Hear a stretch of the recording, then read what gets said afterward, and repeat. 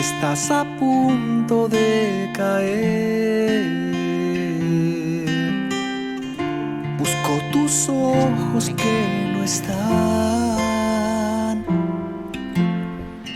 Solo resiste una vez más. Buenos días, queridos amigos. Bueno, buenos días, calurosos días, porque bueno, con esta ola de calor impresionante. Pero muy buenos días a todos desde el programa 27 Letras, un libro y algo más de la Radio Social La Barandilla. Queridos amigos, he empezado diciendo con un calor tremendo porque estamos en esa ola, creo que no sé cuantísimos grados por encima, pero no importa, no importa. El verano también trae mucha alegría, mucha luz y sobre todo, pues bueno, en este momento compañía como la que tengo en este momento en la mesa. Cristina Jarque, buenos días. Buenos días, Maite, qué alegría en esta, como tú bien dices, mañana de calor aquí en Madrid, pero muy contentos porque hay un sol precioso. Cristina Jarque, ya la conocéis, queridos amigos, queridos oyentes, es doctora, es psicoanalista y viene de Toledo. Creo que Toledo, bueno, se derrite la puerta de bisagra. Toledo está a tope con el sol. Cristina tiene una consulta en Toledo. Es una mujer muy implicada, no solamente con el psicoanálisis. Ella, si os empiezo a decir el currículum, es presidenta de la FER. Ha escrito montones de libros, es la presidenta de nuestros monólogos. Yo con Cristina, aparte de que es una gran amiga mía, siempre aprendo algo de ella. Y muchísimas gracias por estar aquí, Cristina. Gracias a ti por la invitación. También tenemos a Francisco Forte. Paco Forte, buenos días. Buenos días, Paco. Buenos días, señores oyentes. Otra vez más aquí con todos ustedes para tratar de pasar un rato agradable y contarnos algunas cosas que sean de interés. Bueno, eso no te preocupes, que ya tratamos de que todo en este programa sean cosas de interés. Queridos amigos, queridos oyentes, hoy vamos a hablar de dos temas, sobre todo uno de los temas muy controvertidos, porque es el proyecto de ley para la legalización de la ilegalización es la legalización de la prostitución.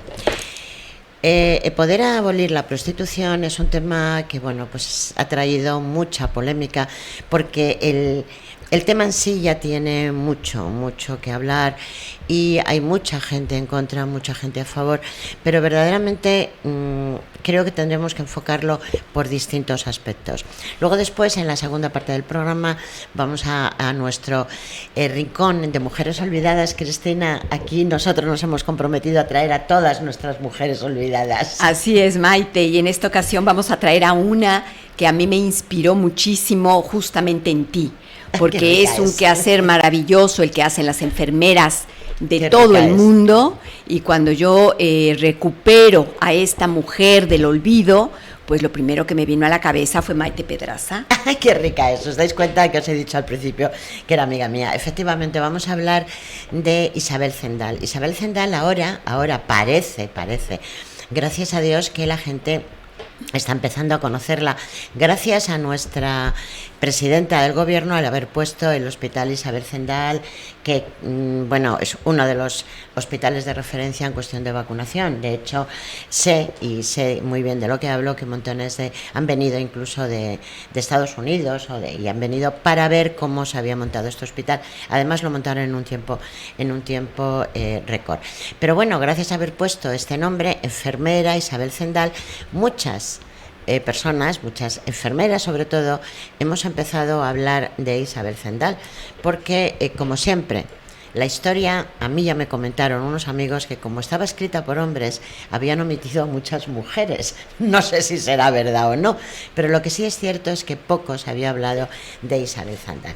Pero para eso estamos nosotras. Y hay que decir, Maite, que efectivamente es verdad que el hospital que se ha erigido en Madrid nos ha podido, sobre todo a las generaciones más jóvenes, ponernos en contacto con este nombre, pero recordemos que en 1950 le dieron un reconocimiento como la primera enfermera en misión internacional en la historia, y ya hablamos desde 1950. Y luego fíjate que mi país, México, mi país de origen, le dio un premio nacional de enfermería en el año de 1975, porque recordemos que Isabel Zendal se quedó viviendo en México y no se sabe con exactitud en qué año murió, pero sí se sabe que murió en Puebla de Los Ángeles, en ese lugar maravilloso mexicano, al lado de su hijo, que fue una madre soltera. Es que además cuenta la historia que cuando, bueno, nos la hemos cargado antes de empezar a decir dónde nació, pero bueno, no importa.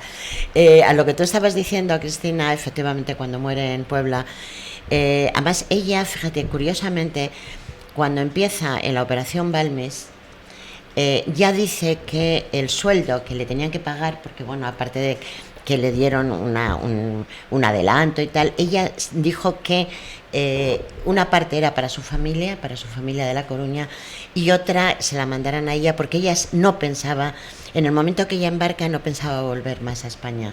Lo tenía muy claro, aunque nunca lo dijo. Pero vamos a empezar a decir dónde nació Isabel Zendal. Isabel Zendal, creo recordar que... ¿qué te pasa, Paco? Ya, bueno, pero no me hagas esos gestos que casi me asustas. Nacho, no le funcionan los cascos. Pues no te pongan los cascos, Paco. Ale, no te los pongas, sí, pero me has asustado. Bueno, volvemos con Isabel Zendal. Se sabe, la verdad es que, Cristina, yo cuando he estado, incluso llegué a estar por donde, en su lugar de nacimiento, y se sabe muy poco se sabe de la infancia de Isabel Zendal. Las investigaciones más o menos que yo he realizado demuestran que es hija de Jacobo Zendal e Ignacia Gómez. Durante la epidemia de la viruela de 1786 pierde a su madre y tiene que abandonar la casa familiar porque no tenía recursos. Hay un tema que a mí me impresiona mucho cuando hablo de la historia de Isabel Zendal, y es que dicen que los padres eran pobres, pero era, ¿cómo te diría? O sea, es que no tenían de solemnidad, los llaman. Y fíjate cómo ver que efectivamente viene de una familia muy humilde, pero allí a nivel psicoanalítico no puede uno dejar de ver que la madre muere precisamente de esta enfermedad, de viruela. Ahora vamos a ubicarnos en el año. Se dice que es en 1771, sí, cuando ella nace allí en Galicia. Claro, es que ella, efectivamente, ella cuando muere la madre, que muere en 1786, es cuando ella tiene que abandonar su casa, porque dicen, y fijaros la palabra, que yo siempre la repito porque me impresionó el primer día que la leí, eran pobres de solemnidad. El caso es que no debían de tener nada. Bueno, ella se marcha y entonces... tiene 13 años. Sí, ella era una niña. Una cría. No se sabe dónde empezó a trabajar. Lo que sí ya se sabe... hay un espacio de tiempo ahí que a nivel de psicoanálisis tú nos puedes decir que, bueno, esa parte nadie, ni siquiera ella la quiso recordar. Lo que sí aparece ya cuando con 30 años era la rectora de la Casa de Expósitos de La Coruña. O sea, hay un margen de tiempo que no se sabe, pero que es seguramente en donde encuentra al hombre que va a ser el padre de su hijo Benito. Efectivamente. Y que la abandona. La deja sola con el niño, y ella es una madre soltera, cosa que en aquella época la tachaba y la colocaba en un sitio, pues como vamos a hablar de prostitución, podemos decir de puta en esa época, puesto que no se había casado por todas las de la ley y había pasado al acto sexual. Efectivamente, es que en aquella época, es muy triste, pero en aquella época, si una niña, una mujer, se quedaba embarazada, lo primero que hacían sus padres era echarla de casa. O sea, no había una ayuda ni una presunción de inocencia, en el sentido de que, bueno, pues a lo mejor ha sido hasta violada. Y hay que decir que hoy en día todavía, Maite, sí, estamos todavía siglo hay XXI y hay muchos hogares con machismo, en donde las chicas no tienen el derecho de vivir su sexualidad de manera libre. Lo hablo desde España y lo hablo desde México. Complicado. Sí, lo tienen, la verdad es que está complicado, pero sobre todo en esta época, estarás conmigo, Cristina, que hay mucha información, pero en aquella época no se sabe lo que pasó con esta pobre mujer. Digo pobre no en el sentido peyorativo, también lo puedo decir en el sentido de solemnidad, pero lo que sí sabemos es que aparece Isabel Zendal, donde trabaja ya como rectora en un orfanato en la casa de hospicios. Bueno, pues ahí ya tiene a su hijo, que en ese momento tiene 2 o 3 años, y en ese momento es cuando bueno, pues aquí en España, o sea, estamos hablando de que se está organizando lo que llega a llamarse la Operación Balmis. En la Operación Balmis estaba claro que había que llevar las vacunas al otro mundo, pero el doctor Balmis, junto con todo su equipo, uno de ellos era su sobrino, saben perfectamente que no tenemos medios para poder llevar las vacunas al otro mundo, como si dijéramos, ¿no? Al nuevo mundo. ¿Qué ocurre? Que la única forma de poder llevar esas vacunas era utilizar a unos niños de portadores. Tenían que inyectarles el virus y ahí iban, pero claro, los niños no iban a ir con la viruela desde aquí, desde Coruña, hasta México, hasta Estados Unidos, o sea, fueron todos recorriendo todo el mundo. Entonces, ¿qué ocurre? Que necesitaban varios niños. Claro, inocularon a unos niños, trataron de llevarlos, pero bueno, el caso es que uno de ellos muere porque la expedición Balmis sale de Coruña, van a Canarias, luego después van recorriéndose todo el nuevo mundo. ¿Qué ocurre? Que muere un niño. Entonces se dan cuenta de que los niños, además de darles de comer, hay que cuidarlos, hay que darles un poco hay que estar pendientes de su aseo personal, de la alimentación, o sea, necesitan, como si dijéramos, una madre en potencia. ¿Qué ocurre? Pues que en ese momento no está tampoco bien visto que se lleven a Isabel Zendal en el barco. Entre otras cosas, porque en aquella época, y tú sabes, Cristina, que decían que llevar a una mujer en un barco era malfario. Así es. No quería, aparte que imaginaros un barco todo lleno de hombres y solamente una mujer. Había que ser muy valiente, porque aquí la palabra muy desesperada no entra. Había que ser muy valiente por 2 cosas. Uno, para embarcarse en un barco con la cantidad de hombres que había, no solamente por el hecho de hombres, sino con todo lo que conllevaba, y además llevar a su propio hijo con inoculado de la vacuna de viruela. En este momento lo que sí puedo decir para la época es que Balmis la paga exactamente lo mismo que pagó a cualquier hombre, Cristina. Eso me parece estupendo. No, lo hizo. Y entonces la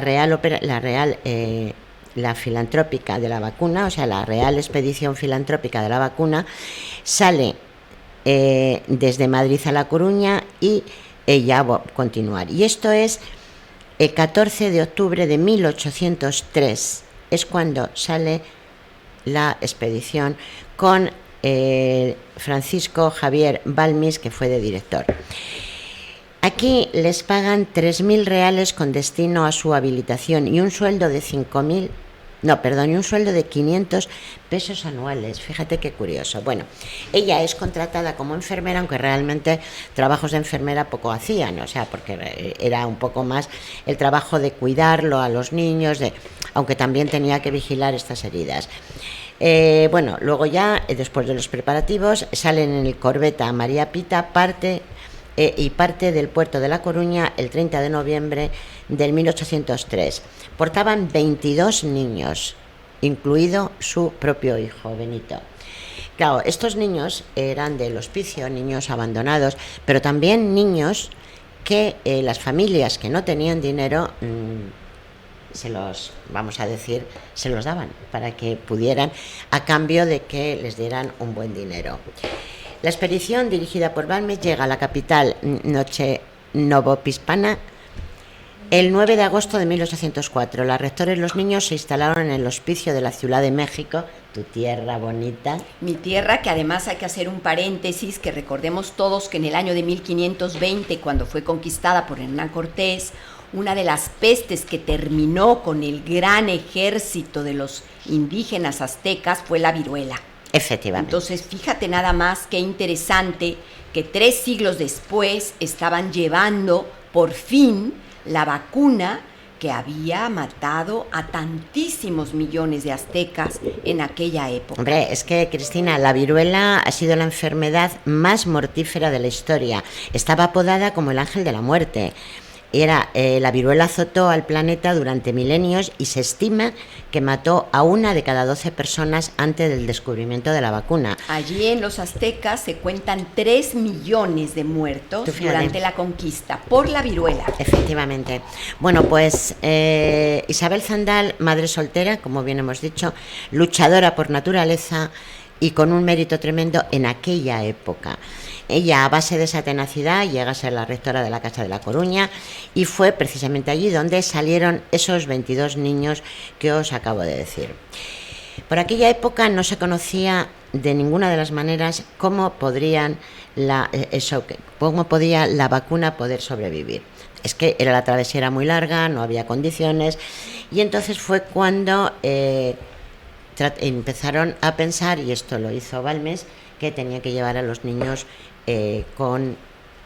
inoculados para poder llevar la vacuna. Desde Ordes, Isabel partió hasta La Coruña para emplearse en el servicio doméstico. Eso fue antes de empezar a estar en el orfanato. Solamente hay una pequeña referencia donde se dice que Isabel, antes de entrar de rectora, estuvo trabajando en el servicio doméstico. Ahí está claro que es que no podía hacer otra cosa. Trabajó en la casa de un riquísimo comerciante que se llamaba Jerónimo Hijosa. Era el más importante financiador privado del Hospital de Caridad, gestionado por la congregación una congregación que se llamaba Dolores, la Casa de Expósitos. Y ahí ella es donde, quizá por un poco de recomendación, es donde entra. Deciros cómo... tener en cuenta que para apuntarse a esta gloria hay que asumir la esencial trascendencia de dos cosas que hizo fantásticamente bien. Una, fue capaz de entrar en ese barco; otra, llevar a su propio hijo. Quiero hacer una pequeña referencia. Fijaros, después de todo lo que hizo Isabel Zendal, la OMS considera a Isabel Zendal como la primera enfermera en misión internacional por su papel clave importantísimo en la real expedición filantrópica de la vacuna. Y como bien ha dicho Cristina, en México, donde falleció, Isabel da el nombre a la Escuela de Enfermería de Puebla, además de recibir la medalla del mérito y tal. Os voy a decir como dato anecdótico que antes de entrar Isabel Zendal en la expedición de la Operación Balmis, en el hospicio donde estaba de doctora, ahí no le daban un sueldo, Cristina, la pagaban con metros de tela. O sea, imaginaros la pobreza que podría existir en ese momento cuando a una persona trabajaba por... es a lo que decimos ahora, lo comido por lo servido. Ella trabajaba única y exclusivamente para poder comer, ella y su hijo. Pero lo que le podían dar no era nunca en dinero, sino en tela para que se pudiera hacer los vestidos o para que trabajara como costurera también. Sí, también y pudiera vender esa ropa y comer. Es que no tenían absolutamente nada. Luego también cuenta la historia que cuando ya en México, cuando ya todo esto termina y tal, los niños, que no murieron ninguno, solamente uno, el primero, porque Isabel Zendal creo que se comportó como una auténtica madre mercenaria en este caso, porque bueno, la habían contratado para eso, pero eran una madraza, consiguió que los niños no tuvieran ni una infección, salvo la que evidentemente iban con su viruela inoculada, pero consiguió que los niños salieran adelante todos. Imaginaros con ese calor o frío, bueno, horrible esas condiciones. Pero cuando llegan ya, se instalan, unos en Nuevo México, otros en Estados Unidos. Entonces ahí, sobre todo en México, los niños que se quedaron fueron adoptados por familias pudientes, vamos a llamarlo de alguna forma, y estos niños llegaron a hacer luego pues una carrera, porque mejoraron sus vidas. Efectivamente. No, y además eran niños que bueno, habían aportado muchísimo. Paco, ¿nos dices algo de Isabel Zendal? Que si quiero decir algo. A ver. No, lo que tengo aquí anotado lo estáis diciendo vosotras ya, pero si los oyentes me lo permiten, le voy a echar un poquito la bronca a la señora directora. El Hospital Isabel Zendal de Madrid no estaba ni pensado cuando usted, señora directora, en este programa, en esta radio, el programa entonces se llamaba de otra forma, Estamos Contigo, ya estuvo usted hablando de Isabel Zendal en su programa que se llamaba Mujeres Emblemáticas.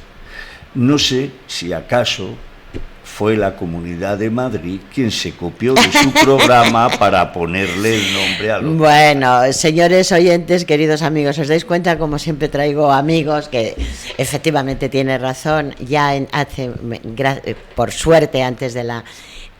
nosotros hacíamos un programa de radio antes de la epidemia, antes de esta locura, de esta pandemia, y sí que es verdad que yo hablé de Isabel Zendal, pero bueno, poco mérito tengo porque... La pandemia no estaba ni pensada. No estaba ni pensada. Con lo cual el hospital... Bueno, pero tampoco. Yo como enfermera pues había leído de Isabel Zendal, pero no por eso vamos a quitar el mérito a nuestra presidenta de la comunidad, Isabel Ayuso. Yo no le quito el mérito a nadie. Ay, pero madre, un año antes tú ya habías hablado de esta señora. ¿Cómo se nos ven las tendencias? Tú ya habías hablado de esta señora. Sí, lo importante es hablar de ella porque creo que la vida de Isabel Zendal fue una vida, pues, Cristina, muy dura, donde hay etapas de su vida que ni siquiera la conocemos, ni ella ha querido que se conocieran, pero vamos a decir que ha sido una mujer muy valiente. Dime algo ya para despedirnos de Isabel Zendal, porque habría que hablar muchísimo. Creo que podemos decir que es nuestra Florence Nightingale de España. Esta enfermera, recordemos que ha sido la más famosa del mundo por su trabajo en la India durante 90 años, sí. Florence Nightingale. Mucha gente pone al lado de Florence a Isabel Zendal. Yo creo que una de las cosas que nos enseña como mujer esta gran enfermera es precisamente dónde está el deseo. Nosotros hablamos de valentía. Yo creo que hay una valentía en todos los sujetos que deciden llevar a cabo el deseo que tienen dentro. Definitivamente para Isabel, en la época en la que vivía en España, no eran tiempos buenos para ella. Y el subirse a esa expedición con esa valentía que tuvo, cambió su vida, cambió su rumbo y cambió su destino. Y a mí me da la impresión de que en muchas ocasiones cuando se tiene esa valentía de seguir adelante con el deseo que nos habita, en muchas ocasiones encontramos caminos que se abren para que podamos recorrerlos. Y yo creo que ese es el ejemplo que nos da una mujer como esta a todas las demás mujeres que solidarias estamos para poder sacar adelante nuestras propias vicisitudes. Es que ten en cuenta, Cristina, que Isabel no solamente va a México, o sea, luego hace lo mismo, repite la misma operación en varios países, en Asia, en Filipinas, en China, sigue partiendo, dejan 22 niños, vuelven a coger otros 22 niños, y como tú bien has dicho, nos deja esa fuerza, nos deja... Hay un dicho que a mí siempre me gusta decir, que no nos diga nadie, y más a nosotras como mujeres, Cristina, que no nos diga nadie que hay algo que no podamos hacer. Podemos hacer todo. Aquí tenemos el ejemplo de nuestra Isabel Zendal. Y fíjate cómo al final el que ella haya decidido, porque es una decisión, quedar en el anonimato. Probablemente quería su intimidad, su vida íntima. No sabemos si tuvo algún amante, algún novio, algún amor. Lo único que sabemos es que vivió en Puebla de Los Ángeles. Yo conozco Puebla. Maite, es una ciudad preciosísima. Así es de que ha de haber vivido muy contenta y muy arropada por todo el pueblo mexicano, que además es un pueblo muy cálido y muy lleno de amor. Sí, la verdad es que sí. Yo os recomiendo, queridos amigos, ya para terminar el homenaje a Isabel Zendal, que seguiremos hablando de ella después de X tiempo, volvemos otra vez, recomendaros que hay una película que se llama 22 Ángeles, que narra muy exacto aunque lógicamente una película no deja de ser película, pero narra muy bien la historia de esta mujer maravillosa, luchadora, y sobre todo quiero que quede claro eso, porque claro, hablamos de que era madre soltera y tal. Bueno, no vamos a quitar, claro, cuando a veces se dice eso es porque queremos desviarnos de lo que verdaderamente fue importante. Ella fue la leal compañera de el doctor Balmis. El doctor Balmis la dio el reconocimiento que se merecía, incluso creo que se merecía un poco más, pero como era mujer en aquella época, pues por encima estaban los varones. Pero bueno, dicho esto, señores, terminamos con, si me permite esta. Una cosa, la 2 señora segundos. directora, es que si el mérito es grande por lo que hacen, y ahí meto también al doctor Balmis, más grande todavía es que lo hacen simplemente por altruismo. Ahí no había más dinero por medio que el que necesitaban para comer, porque no quedaba más remedio que comer. Te pongo en espera, José Luis. Y tenían que hacer, y se plantean hacer la misión para llevar la vacuna, como bien has dicho, primero hacia México y luego siguen hacia Filipinas.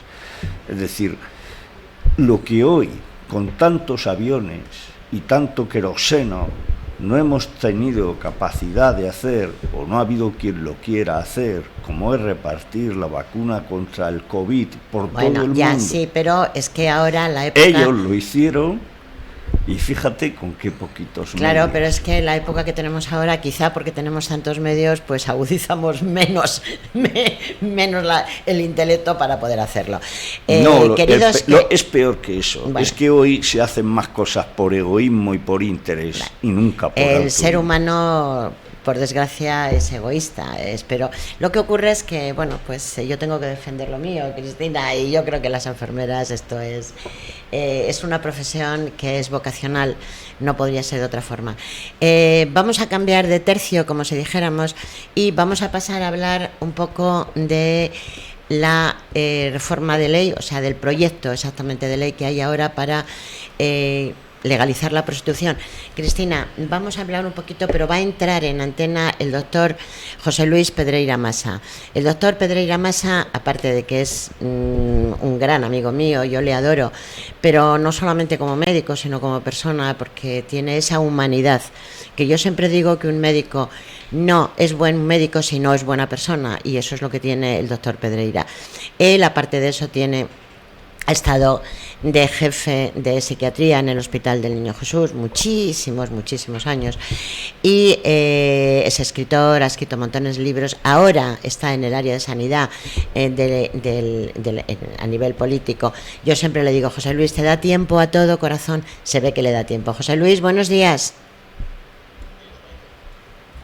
¿A mí me oyes bien, José Luis? Fenomenalmente bien. Vale, pues ya estamos en antena. Cuéntanos un poco, porque, a ver, a mí puede vencerme, como decir muchas veces cuando hemos tenido las conferencias, siempre dicen, bueno, es que te vence el cariño y que tienes y la admiración hacia el doctor Pedreira, que es cierto. Pero aparte de eso, tu opinión siempre es muy válida, porque aparte de que eres un hombre muy informado, eres un hombre muy trabajador y eres muy prudente con tus afirmaciones. Cuéntame, ¿qué te parece este proyecto de ley? ¿Qué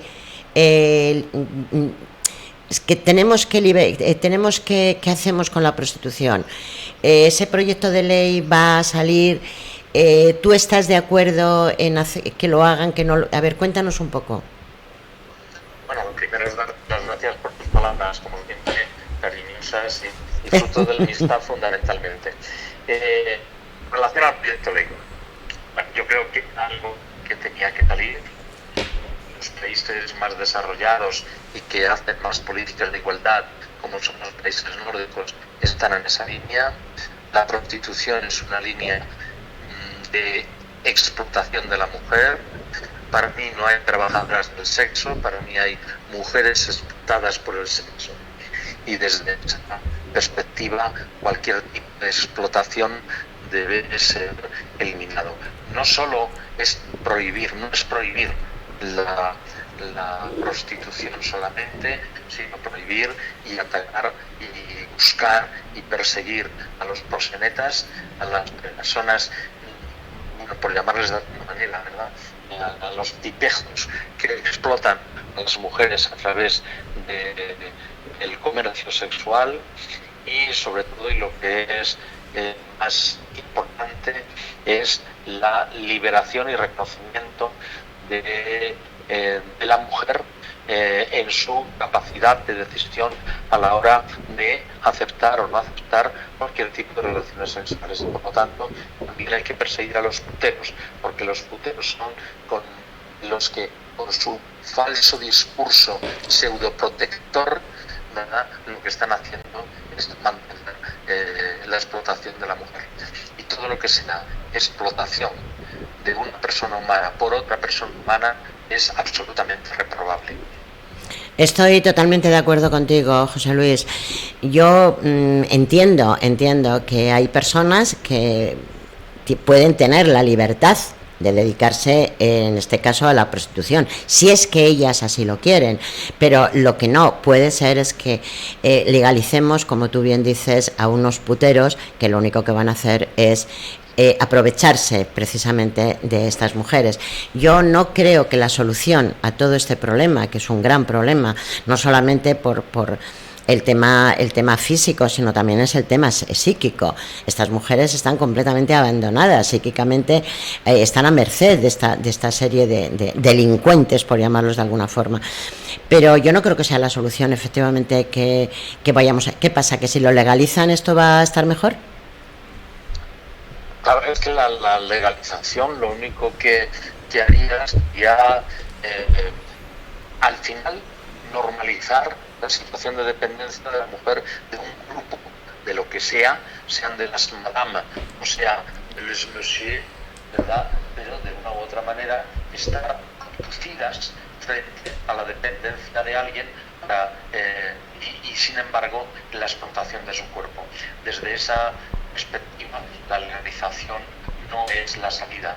La salida es que no se pueda reconocer la explotación de una persona por otra persona, independientemente de cuál sea el nivel de explotación, sea la explotación brutal que lleven los proxenetas o las madames, o bien la explotación que realiza el putero. Otra cosa es un acuerdo privado entre dos personas. Bueno, si es un acuerdo privado entre dos personas, mientras no pongan un cartelito, pues las cosas quedan en esa situación. Pero vamos, hay que ir contra el putero también, como está en Suecia, como está en Noruega, que van contra el putero, porque el putero es el que hace la permanencia de la explotación de las mujeres, en este caso, de las mujeres o de los gays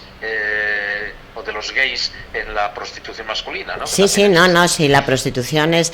Vamos a ver, yo entiendo, y cuando hablamos del oficio más antiguo del mundo, o sea, desde tiempos inmemoriales, recuerda que incluso cuando en Semana Santa decían que no, es que los prostíbulos tienen que cruzar el río para no estar, bueno, ya sabéis todas las tradiciones que hay, pero como tú bien has dicho, lo que dos personas adultas acuerden, eso ya es una cuestión de ellos, pero yo sí estoy convencida, y te doy toda la razón, que en el momento que haya una legalización, ¿qué pasa? Que vamos a legalizar la esclavitud, porque es que realmente el putero lo que hace es esclavizar. En ese momento, ese rato, esa hora, lo que sea, esclaviza por dinero a una mujer.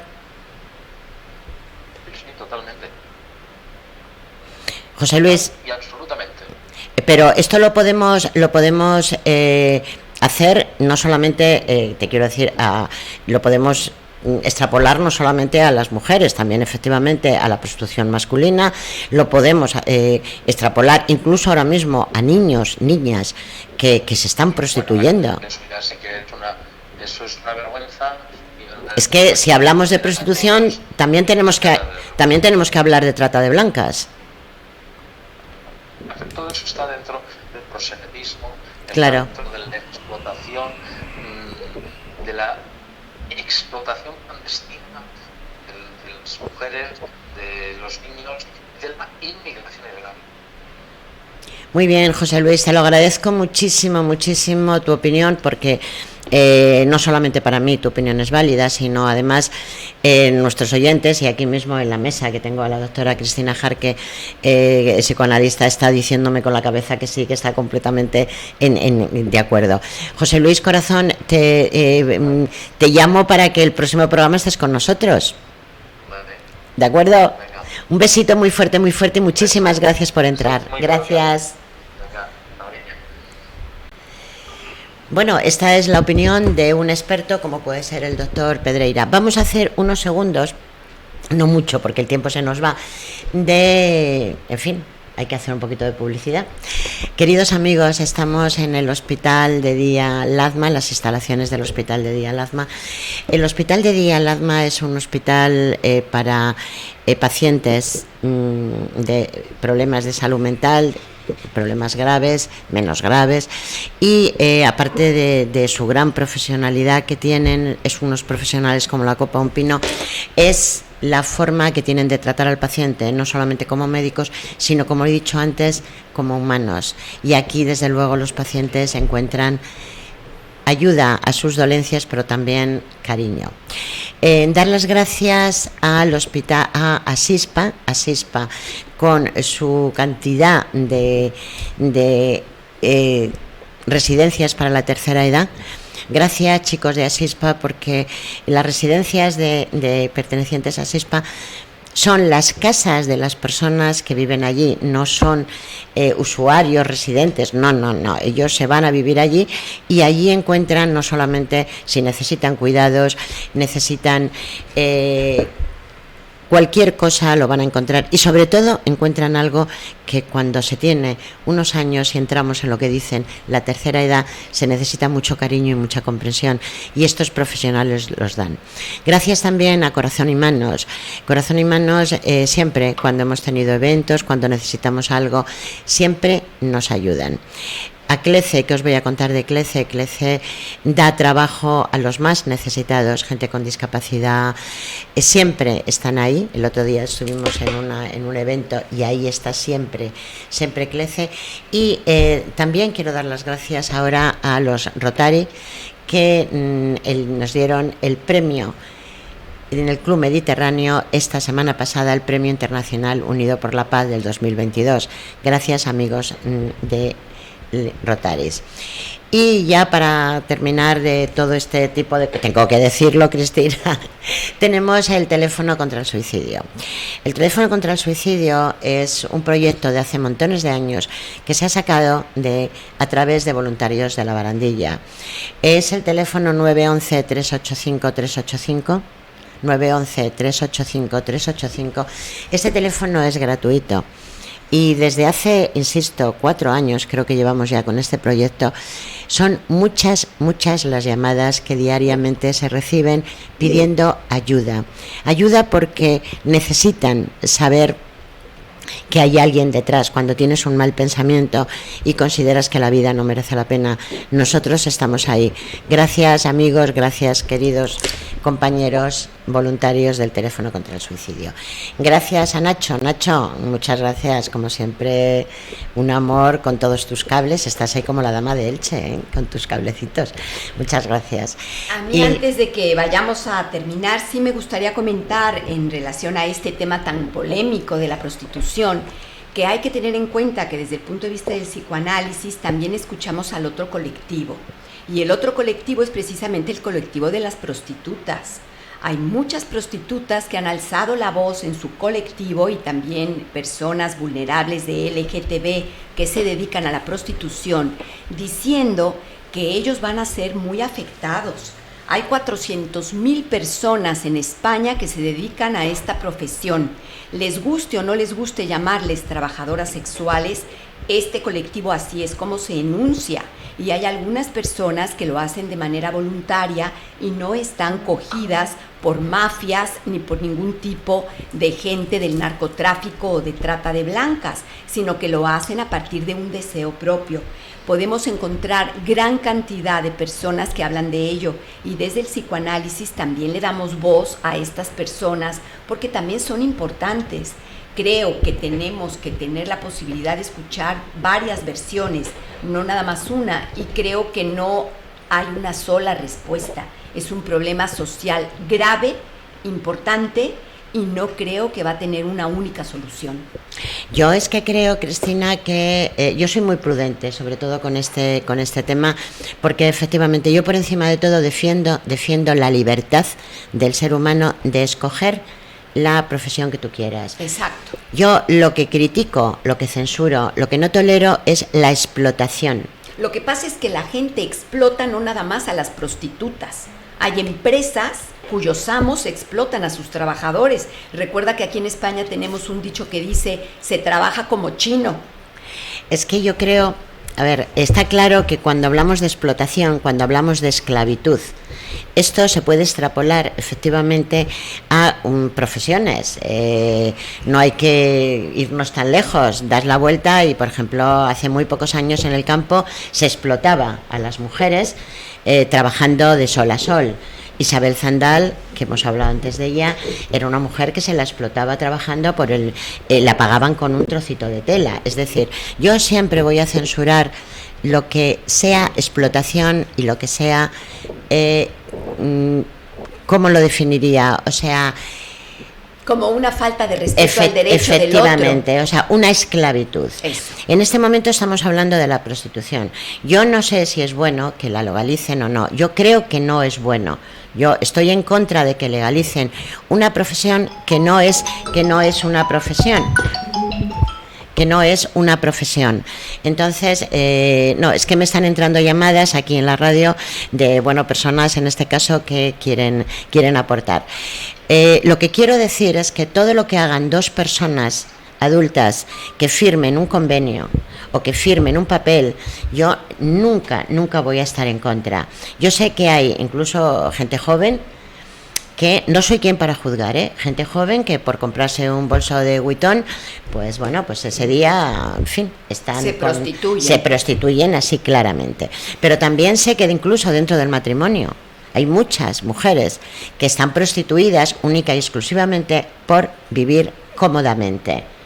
Y eso lo sabemos todos. Es que es un tema complejo, Maite. Claro. Que creo que es importante tener la apertura de escuchar todas las versiones, porque efectivamente hay algunas personas que se sienten vulnerables de que esto pueda llevarse a cabo y sienten que van a estar muchísimo peor de como están ahora. Mira, Cristina, yo he hablado con varias asociaciones de prostitutas.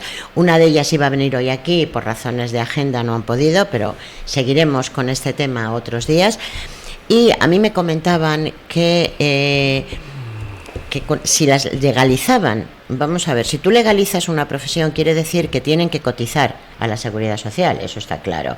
También tienen derecho, como es lógico, a sus médicos, sus controles ginecológicos, etcétera, ¿no? E incluso en salud mental, porque no creo que sea nada agradable la prostitución a la hora de la psiquis. Digamos que es complejo. Efectivamente, vamos a decir qué buena eres, Cristina, o sea, complejo. Voy a dar una conferencia, Maite, sobre una película que se llama El diario de una ninfómana, y es una película estupenda que nos pone en contacto precisamente con la sexualidad femenina en lo que podemos llamar una intensidad exacerbada. Exactamente. Y esas cosas son importantes decirlas, porque no podemos quedarnos con un morbo malentendido. No, las cosas como son. Yo lo que quiero es, el próximo día, si te parece, vamos a tratar de hacer una mesa redonda donde efectivamente vengan prostitutas y nos cuenten la parte. Yo no hablo porque en la trata de blancas, en la explotación, eso es otro tema. Pero realmente lo que es la prostitución es el oficio más antiguo del mundo. Y yo no soy quien para decir a una persona que no lo tenga que hacer. También es verdad, esto lo pregunto, Cristina, te lo pregunto a ti como experta. ¿Es posible que una persona, hablo de la mujer, lo mismo que cuando tienes 18 años dices voy a hacer, medicina, enfermería, psicología o ingeniería, da lo mismo? ¿Tú crees que realmente alguien elige ser prostituta porque quiere ser una puta? En algunos casos de mujeres que yo he escuchado, la respuesta ha sido sí. No podemos generalizar. Lo importante es tratar de ver por qué. eso es la investigación psicoanalítica precisamente. ¿Por qué alguien decidiría hacer esto sin tener en cuenta una problemática moral, abriendo la mente para tratar de entender las causas de cada historia personal sin ningún juicio hacia nadie? ¿Tú crees realmente que... a ver, vamos a ver. Y las causas y las consecuencias. Claro, es que cuando hablamos de siempre, hasta hace 2 minutos, cuando se habla de prostitución, siempre se dice que, bueno, es que están abocadas a la prostitución porque no encuentran trabajo, porque tienen que comer, porque tal. Bueno, eso podría ser. Pero el psicoanálisis diría no todas. No todas. Pero ¿y las consecuencias? Porque las consecuencias de ser una prostituta psíquicamente también. ¿O es que lo ven como un oficio normal? No lo podemos generalizar. Tenemos que ir a cada mujer para ver qué piensa cada mujer. Lo que es un hecho es que si a las mujeres se les protege dentro de esta profesión o dentro de este quehacer que ellas hacen, pues van a estar mejor. Y eso es lo que esas personas alzan la voz para ello, que haya derechos para ellas, que haya protección para ellas. ¿Estás a favor? Pero yo considero que sí, Cristina, que debe de haber. Quiere que se regule. Yo creo es lo mismo que creo, mismo que quiere un sector de Podemos. A ver, vamos a ver. Bueno, pero es que el sector de Podemos... Fuera de la política, yo hablo desde el psicoanálisis, hablo de la psique humana. Sí, pero de es que el psicoanálisis no vota en el Parlamento. No, pero vamos a ver. Y habla de un problema que tiene. Y desde ese problema de la mujer, entonces nosotros, como psicoanalistas, observamos que hay una serie de situaciones que sería bueno que se pudieran establecer, como lo haces con cualquier otro tipo de trabajo. Por ejemplo, las que se dedican a cuidar a los presos en una prisión. Es un trabajo muy complejo y a esas personas las protegen en muchas ocasiones el gobierno. ¿Te refieres a funcionarias? A los funcionarios de prisiones. Yo tengo pacientes que son funcionarios de prisiones. Tienen problemas psíquicos. De pronto un preso les ha hecho alguna cosa delictiva. Bueno. Es complicado. Entonces ellas tienen quien las escuche psíquicamente, tienen sus prestaciones, tienen su salario, tienen sus protecciones. Entonces, el quehacer de la prostitución, como bien lo has dicho, es una de las profesiones más antiguas del mundo. Quitar esta verdad, permíteme, termino, quitar esta verdad es como querer tapar el sol con un dedo. Yeah. Si hacen un tipo de situaciones, se las van a apañar para salir por Cristina, otro lado. Es que yo lo que veo, ahora te pregunto a ti, Paco, lo que yo veo es que vamos a ver, tú, Paco, acabas de decir, bueno, es que una parte de Podemos, no me interesa lo que piense esa parte de Podemos, porque esa parte de Podemos dice que tengo que llegar a casa sola y borracha. Y no quiero llegar a casa sola y borracha. Quiero llegar a casa no sé si es la misma, sobria, quiero llegar a casa sobria y acompañada. Pero bueno, a lo que voy. No sé si a mí me da la sensación, Cristina, de que si la legalizan, que yo lo que quiero es que estas mujeres, si eligen ser prostitutas, estén de que las defiendan, o sea, eso está claro, protegidas. Yo lo que veo es que si se legaliza, va a seguir siendo, entiéndeme, o sea, va a seguir habiendo otra parte también de ocultismo. Sí, porque no hay nada perfecto, porque Maite, no lo hay, pero no hay nada perfecto, de todas maneras hagan lo que hagan. Entonces, ante esa imperfección institucional y ante la problemática de que no se va a poder hacer bien al 100%, hay que encontrar salidas para que estas personas puedan tener derechos. ¡Caramba! Son 400,000 en España. ¿Qué van a hacer con todas esas personas? Paco, ¿dejarlas sin trabajo? Una última, una reflexión. ¿Tú estás a favor o en contra de la...? Yo no tengo nada claro de que la prostitución sea la profesión más antigua del mundo. Pero aparte de Creo eso... que recoger fruta es más antigua que eso. La pregunta es, ¿estás a favor o en contra? Yo no estoy a favor de la legalización, porque vamos a ver, la ley que se está discutiendo, si se aprueba o no se aprueba, que iba dentro de la que ya sí se ha aprobado y se está tramitando, no está aprobada, se está tramitando, es la Ley de Derechos Sexuales, los cuales incluyen la reproducción y la no reproducción, con lo cual ahí se mete desde el derecho a tener hijos como el derecho al aborto, porque lo recoge todo, Ya, derechos sexuales. Sí, y ahí se quería meter también el de la ilegalización de la prostitución. Como parece ser que no había consenso en el Congreso, entonces se sacó esa parte de la ley, y eso es lo que se está ahora discutiendo, la ilegalización, no la legalización. Pero escúchame, vamos a hablar con propiedad que los oyentes no se líen. Ya, pero es que no me escuchas. Yo no te he preguntado que nos digas ese proyecto, te he preguntado si estabas a favor o en contra. Dame un segundo. Señores oyentes, tengo en antena también a Nieves Sánchez. Nieves Sánchez es una mujer igual que, como estábamos comentando antes, luchadora. Es una mujer que está acostumbrada a estar en un mundo de hombres porque ella es geóloga, aparte de escritora, aparte de que, bueno, toda la vida ha estado muy implicada siempre con la defensa de la mujer e incluso con la seguridad. Es muy, muy importante, para mí es muy importante la opinión de Nieves. Nieves, buenos días, corazón. Hola, buenas, ¿qué tal? ¿Cómo están? Muy bien, pues oyentes? ya sabes, en la buenos radio... Buenos días, Mercedes. Nieves, perdón. Nieves. En la radio se me va el tiempo, no hay forma. Nieves, aquí tengo, está una doctora en psicoanálisis, está un economista, ha hablado también un psiquiatra, bueno, pues la controvertida legalización de la prostitución. ¿Tú qué opinas? ¿Crees que se debe legalizar? ¿Crees que no se debe legalizar? Bueno, yo creo que es importante hablar de unas bases éticas. Digamos que a mí me gusta recomendar el libro de la lucha por la dignidad de José Antonio Marina. Creo que en gran medida la sociedad es un proyecto colectivo de hombres y de mujeres, y eso, aunque parezca una frase así, es un poco el nudo gordiano, la base sobre lo que se asienta cualquier política social, ¿no?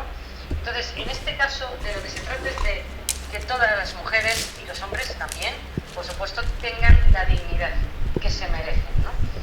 En ese sentido, hablar de prohibición choca contra una serie de cuestiones democráticas en las que nos movemos todos. Obviamente, la libertad es fundamental para alcanzar la dignidad, ¿no? Pero aquí el problema es en qué medida hay trata, hay mafias, hay un uso del cuerpo de la mujer. Hay puteros. Contentar a determinados hombres que reconozcamos.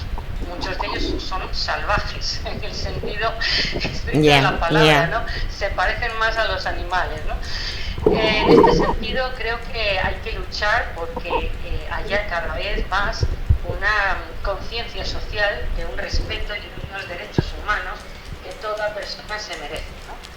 Y eso no quiere decir que uno no pueda hacer de su libertad lo que en un momento dado estime, pero es evidente que cuando hablamos de abolir la prostitución, hablamos de abolir una forma de utilización del cuerpo femenino para contentar despreciativamente, en la inmensa mayoría de los casos, a unos señores que lo que quieren es disfrutar de la vida, pero sin atender a esas otras cuestiones que están detrás, que es esa dignidad de la que hay que, ya digo, beber de ese conocimiento que José Antonio Marina creo que lo pone bien claro, ¿no? Entonces aquí hay una filosofía detrás de estas leyes, ¿no? No es una ley que digas, bueno, quiero prohibir por prohibir, ¿no? Entonces hagamos un poco de recuerdo de lo que es la filosofía y de lo que de verdad tiene que lucharse en un proyecto colectivo de sociedad en el que todos y todas juguemos un papel técnico. Nieves, la doctora Jarque, Cristina Jarque, muy especialista, bueno, ella es psicoanalista y está muy implicada en este tema. Ella tiene pacientes, y estábamos comentando antes de entrar en el aire, que claro, cuando llega una prostituta también dice, yo quiero ser oída. O sea, está claro que lo que tú acabas de decir, yo estoy completamente de acuerdo. O sea, no se puede tolerar que lleguen puteros y utilicen a la mujer por el mero hecho de utilizarla. A mí me parece que es esclavitud, es bien horroroso. Cristina dice y mantiene que, claro, habría también que no se puede juzgar a todos o a todas, que hay personas que quieren ser prostitutas porque ellas quieren hacer eso. yo no sé hasta qué punto, yo le preguntaba a Cristina, ¿hay alguien, alguna mujer que diga que ella, ¿qué quiere ser? Yo quiero ser puta. Pues a mí me chirría mucho ese tema, pero efectivamente la libertad está ahí. A mí lo que La libertad sexual no la puede cuestionar nadie. Efectivamente. Esa es incuestionable en una sociedad democrática, ¿vale? Lo que sí es cuestionable es que una mujer que realmente ha acabado siendo prostituta porque no tenía ninguna otra opción de vida, acabe entendiendo que esa es su dignidad, igual que pueda ser una mujer maltratada, porque entienda que al final es su papel en la vida recibir bofetadas, o porque entienda que al final perder tu propia dignidad forma parte de tu propia vida, y no es así.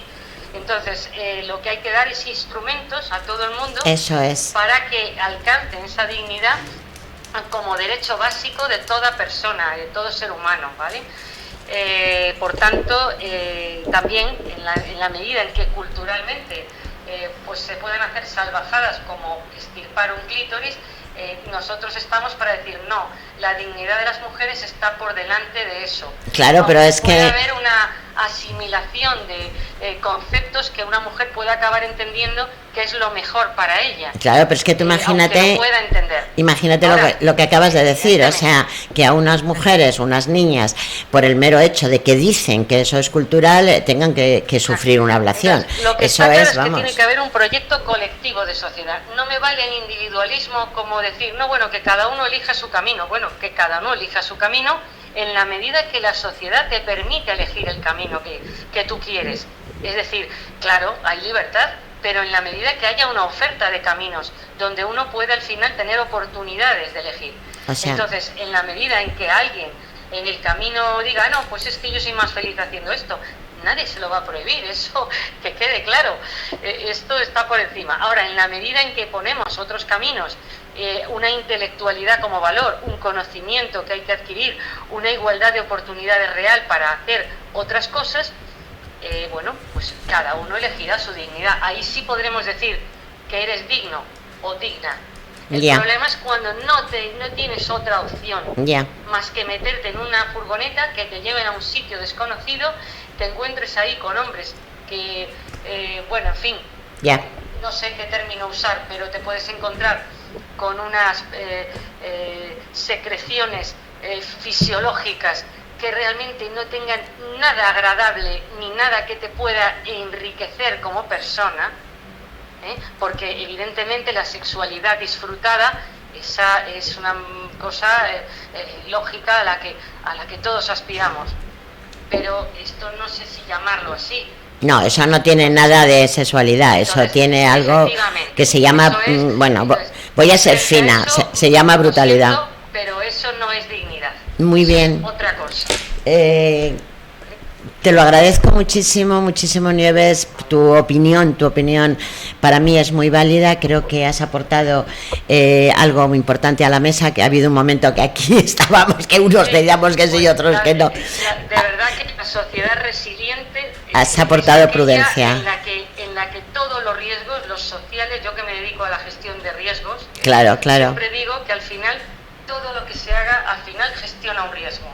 Pues entonces, en la medida en que gestionemos bien un riesgo social, que en este caso es, pues eso, el malvivir la prostitución como riesgo social, pues haremos un buen trabajo. Esa es mi opinión. Nieves, te lo agradezco muchísimo. Me gustaría, ya sé que eres una mujer muy ocupada, de hecho sales de una reunión, entras en otra, tal. El viernes sé que presentas un libro, allí estaré porque ese libro, no voy a hablar hoy del libro, porque tercer salón de baile. Sí, bueno, pero es que digo que no voy a hablarlo porque lo vas a presentar. Otro riesgo, el edadismo como idea en la que las mujeres acabamos con los años quedando efectivamente, marginadas. Espero que muchas cosas. Luego te digo las fechas para que puedas traer aquí el libro al programa. Nieves, muchísimas mil gracias, que pases un buen día, un abrazo muy fuerte. Un enorme abrazo a todos. Gracias, Nieves. Gracias. Adiós. Bueno, es otra opinión más de Nieves, como bien os he dicho, queridos amigos, está muy implicada en el tema de la prostitución porque ella entra de una reunión, sale de otra. Bueno, Nieves está siempre implicada en todo lo que sean los riesgos. Cristina, ¿qué te ha parecido la opinión de Nieves? Bueno, creo que es una opinión interesante y yo no dejo de decir que el psicoanálisis le da la voz a todas las personas que quieren hablar. Y es importante escuchar todas las versiones teniendo apertura y sin juicio para poder de esa manera hacer un balance de qué piensa cada quien. Yo creo que tienes toda la razón. No podemos hablar tan a la ligera, sí o no. Yo, desde luego, ya sabes, mi postura es que no quiero esa legalización, pero eso es una postura muy mía. Pero sí que es cierto que todos tienen derecho a, bueno, pues levantar la voz. Pero sobre todo, Cristina, con esas herramientas que dais vosotros en el psicoanálisis, que a mí me encantan, gracias a esas herramientas, yo estoy donde estoy, ¿eh? Así es, Maite. Y sobre todo también dar cuenta de que se pueden promulgar leyes, se pueden promulgar normas y después está la gente que las transgrede. Efectivamente. Entonces, desde el punto de vista de esta situación de las prostitutas, es muy posible que aunque se establezcan leyes, va a haber muy probablemente transgresiones. Sí. Y la prohibición pues va probablemente a desencadenar otras mafias.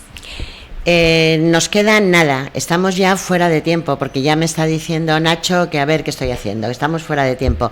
Paco, 2 segundos para resume lo que tengas que decir en 2 segundos. No, decirle a los oyentes que muchas gracias por estar ahí, que seguiremos en siguientes programas y no tengo mucho más que decir, ya dije claramente, o sea, la función social de cada persona también es importante y no es cuestión solo de tu voluntad.